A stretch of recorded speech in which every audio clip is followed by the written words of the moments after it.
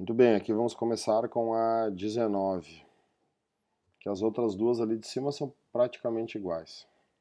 Essa 19 eu vejo bastante dúvida. Quando se aproximam duas partículas que se repelem, a energia potencial das duas partículas. Gente, quando tu aproxima duas partículas que se repelem, quer dizer, tu está aproximando duas cargas que têm sinais opostos, por exemplo, duas positivas. Tu faz essas duas cargas se aproximarem uma da outra, tu faz elas rumarem uma de encontro à outra.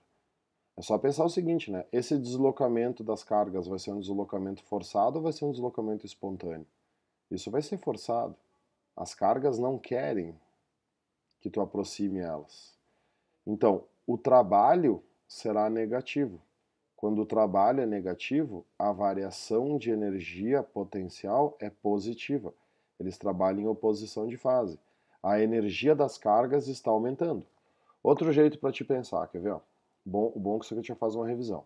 Tu tem uma carga positiva, aí tu cria aqui uma linha de força de afastamento, correto? Vamos supor que tu marque pontos que tenham potenciais aqui.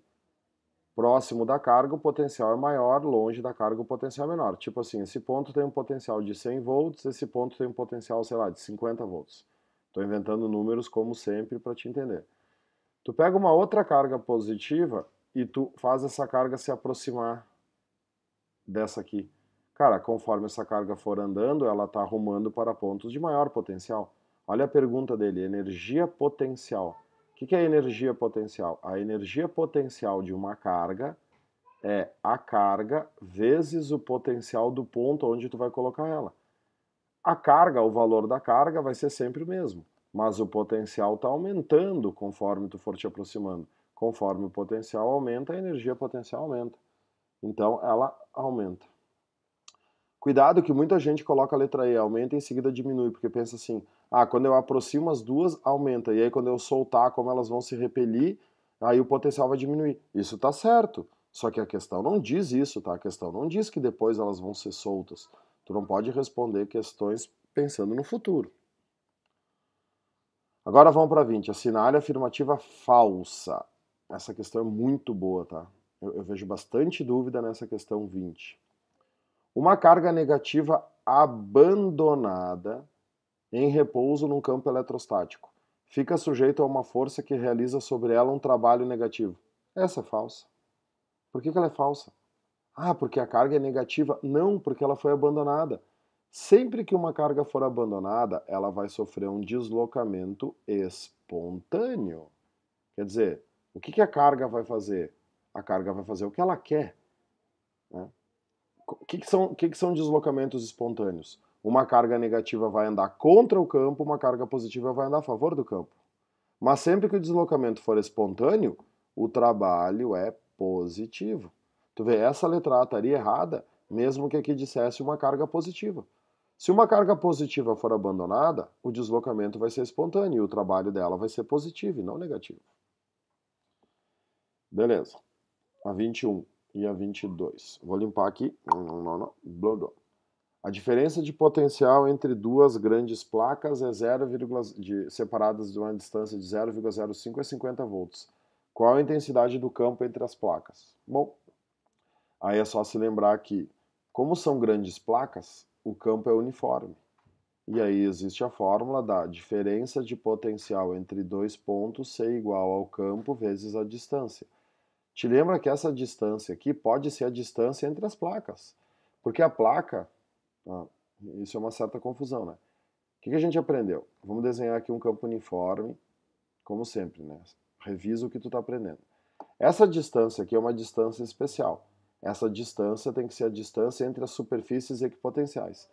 Só que se tu tem uma placa positiva e na frente dela tu coloca uma placa negativa, tu vai criar um campo elétrico uniforme, indo do positivo para o negativo, as linhas têm que ser retas paralelas e equidistantes, né? A primeira reta ali não ficou bem retinha, mas tudo bem, tu tá entendendo.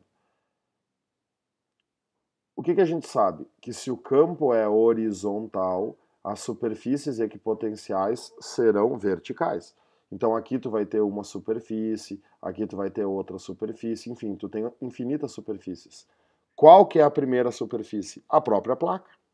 Então, se tu usares a distância entre as placas, se ele te deu a distância entre as placas e ele te deu a DDP entre as placas, essa fórmula aqui, essa distância, pode ser a distância entre as placas, porque a primeira superfície equipotencial é a própria placa. Né? Se essa placa tem uma carga positiva e homogênea, toda essa placa aqui possui o mesmo potencial elétrico. Então, a diferença de potencial é 50, o campo eu quero saber, e a distância entre as placas é 0,05, né? É uma matemática chata aqui. Vai ser 50 dividido por 5 vezes 10 na 1, 2, 3. 10 na menos 3. 50 dividido por 5 vai dar 10, então eu vou ter 10 vezes 10 na 3, porque o 3 fica positivo, e isso dá 10 na 4 volts. Volts não, né, cara? Eu tô calculando o campo, meu irmão. Sorry aí. É 10 vezes 10 na 4 newtons por coulomb ou volt por metro. Letra E. E a 22 é um baita pega-ratão. Santa Maria curte um pega-ratão, né, gente? Uma partícula com carga tantantã se desloca do ponto A para o ponto B. Durante esse deslocamento, tem um trabalho de 4 vezes 10 na menos 3. E aí, olha a pergunta. A diferença de potencial VB menos VA. O que ele quer saber aqui? VB menos VA. VB menos VA é o que a gente chama de VBA. Já te falei várias vezes que essa fórmula aqui ela é mutante, né? Só que o que essa partícula fez? Essa partícula foi do A para o B. Então, quando eu fizer a fórmula do trabalho, trabalho é Q vezes VAB, porque ela foi do A para o B. Olha que baita pega-ratão. O trabalho é 4 vezes 10 na menos 3. A carga da partícula é 2 vezes 10 na menos 7. E aí nós vamos calcular a diferença de potencial VAB. O que vai ser a diferença de potencial VAB? Vai ser 4 vezes 10 na menos 3, dividido por 2 vezes 10 na menos 7. Matemáticazinha. A diferença de potencial VAB vai ser 2 vezes 10. O menos 7 sobe e fica positivo. 7 menos 3, 4. Né? 2 vezes 10 na 4 volts. Só que isso eu até vou mudar a cor. Isso é VAB. E a pergunta dele é o VBA. Se o VAB é 2 vezes 10 na 4, quanto é que vale o VBA? O VBA vale menos 2 vezes 10 na 4. Vai inverter o sinal. E tu vê, tinha a resposta a letra D, 2 vezes 10 na 4. E a resposta é a letra C, menos 2 vezes 10 na 4. Bem malandrinha, Santa Maria.